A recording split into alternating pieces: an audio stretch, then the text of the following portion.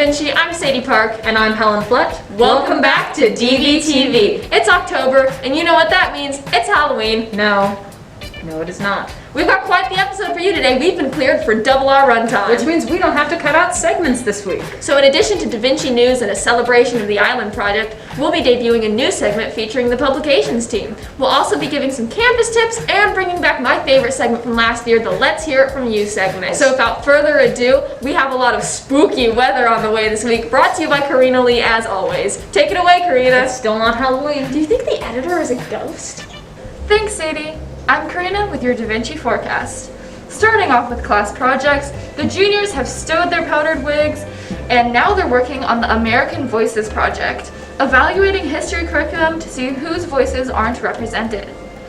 And we'll have more about the tropical front later, as Poe covers the Island Project presentations. And over on the senior side of things, we've had a flurry of philosopher memes, as seniors prepare for the philosophy seminars this week. Please send help. On to upcoming events. Homecoming is at the end of this week. This Friday we have a short schedule with half-hour periods and are predicting a flood of fans at the homecoming football game. We're playing against Pleasant Grove with the JV game at 5 p.m. and the varsity game at 7:15.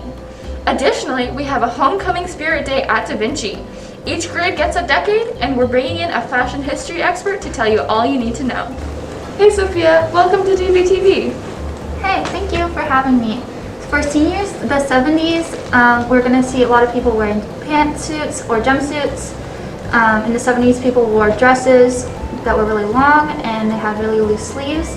They could also use sequins to make their dresses shine at dances. And here are some of the basics. Busy prints, especially flower prints, flared pants, fitted looks, and pointed collars, and wide lapels with V-necks. For juniors, in the 80s, sportswear was really in style, emphasizing broad shoulders with shoulder pads and big puffy sleeves, power suits, which define the waist, punk styles, and lace and neon colors were also in. And last but not least, for the sophomores, the 90s had us looking at minimalism, neutral colors and sheer materials, and grunge as some of the popular styles. Denim cutoffs, long messy hair, high tops for dancing, flannels and square-toed shoes, such as docks and charms and chains and suits were all in vogue. Awesome, thank you so much. Thank you. Look forward to a storm of cheesy dance moves at the homecoming dance this Saturday, October 16th. It has the same theme as our Friday Spirit Day, 70s for seniors, 80s for juniors, and 90s for sophomores. And, of course, with the start of October has come spooky season. We'll be celebrating a Halloween Spirit Week on October 25th to 29th. Keep an eye out for Pajama Day, again, because it wouldn't be a Spirit Week without one. Class colors. Seniors wear purple, juniors wear green, and sophomores wear orange. Breast Cancer Awareness Day. Wear pink. Spooky Crazy Socks Thursday, and Halloween Costume Day Friday. And there's a Halloween costume contest Friday at lunch at the Rainbow. So be sure to go if you have a great costume or you want to see everyone else's costumes. And remember, we're keeping track of class points. Right now, seniors are in the lead with 75 points. Check the whiteboard outside the presentation room to see the scoreboard and keep participating in Spirit Days. In other school news, today is the SAT at Da Vinci. Wish me luck, I'm taking it right now. We also have the PSAT coming up on Saturday the 16th. Do your best! Also, 3 seniors were accepted into Southern Oregon University in the on-the-spot admission interviews.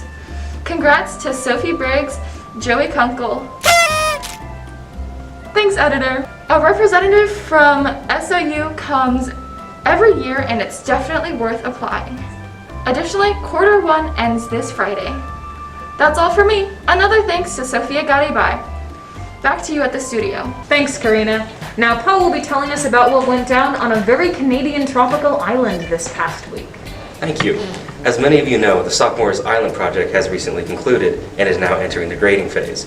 Now, here is a following montage of the great work these new sophomores have done in their short time here at Da Vinci. Let's go surfing now, everybody's learning how. Come on a safari with me. Come on a safari with me. Early in the morning we'll be starting out. Some honeys will be coming along.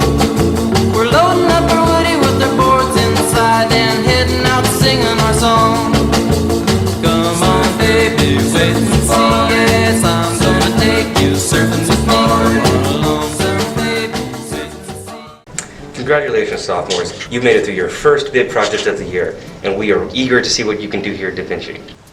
And now, for the very first time, we will be showcasing the publications class and one of their students, Maxwell Sutton. Roll that clip. Hey Dvtv, my name is Max Sutton and I'm with the 2022 yearbook team. Using the Yearbook Snap app is super easy and it is available now on the App Store. All you have to do is open the app and search our school name, Da Vinci.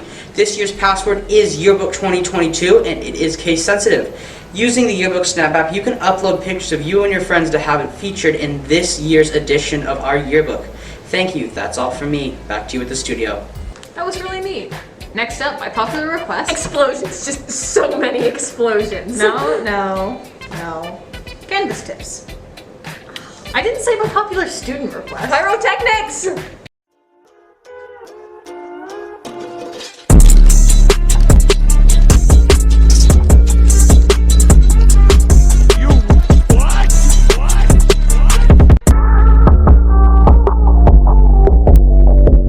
Hey, what's up everybody, and welcome back to another Canvas Tips video. I am and I'm going to be walking you through some new Canvas tips today. First, I'm going to be showing you how to add the DynoDen course to your dashboard. The course is used to give you the inside scoop on what's happening on campus for both academics and events. First, you're going to sign into Canvas and go to your dashboard. Then you're going to want to go to Courses and click this little button here that says All Courses. As you can see here, I already have the DynoDen course marked, but if you don't, just click this little star here and it'll be added to your list of courses. Alright, now that you know how to do that, I'm going to be showing you how to view all your class grades for all of your classes at the same time. So first, again, you're going to start by signing into Canvas and going to your dashboard. Once you're here, you can scroll down to this little button that says View Grades. You click on that and it'll have all of your grades for all of your classes lined up in front of you. Alrighty friends, that is all for today.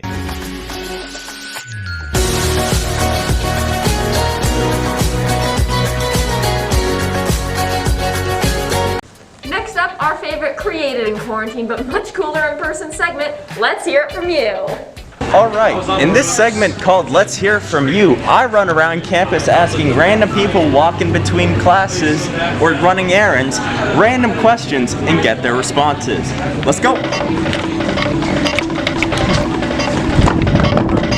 Is a burrito a soup or a salad, and justify your answer? It would be a salad, right? Because it depends on the burrito actually. It depends on like how much liquid is in the burrito. I think if it's like a bean burrito. Alright, that's enough of that. Let's move on. What's the meaning of our existence? Death. Awesome. Alright, quick question. How many craft singles do you think it takes to kill a grizzly bear? 14. Do you have a reason for that number, or is it just an arbitrary 14? It's a cursed number. I've never heard of that one before. Alright. Great job, Reed. Alright. Quick question. Beans? Justify your answer. Yes, because yum.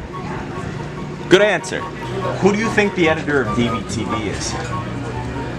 Seems like someone who's really good at making hostage videos. Do you think that the universe has a definite beginning, or do you think that it exists infinitely in both directions, repeating itself in a cylindrical pattern? I'd say the latter, probably. Like the universe is a series of expansions and contractions. You know, that's microspheric representation can be surmised as the actual breath of the organism, inhalation and exhalation. But also I think that it did start from a singular point, a one-dimensional unity or monad, in accordance with Leibniz's principle of sufficient reason. Who fried the rice? The person who fried the rice? Who fried the rice? Pope. Good answer. Anyway, thank you all so much for watching. Remember, like we said in the Canvas tips section, if you have news for us, fill out that survey and send it our way. And as always, go Dinos! And happy Halloween! The Halloween episode is until next time. Happy Halloween!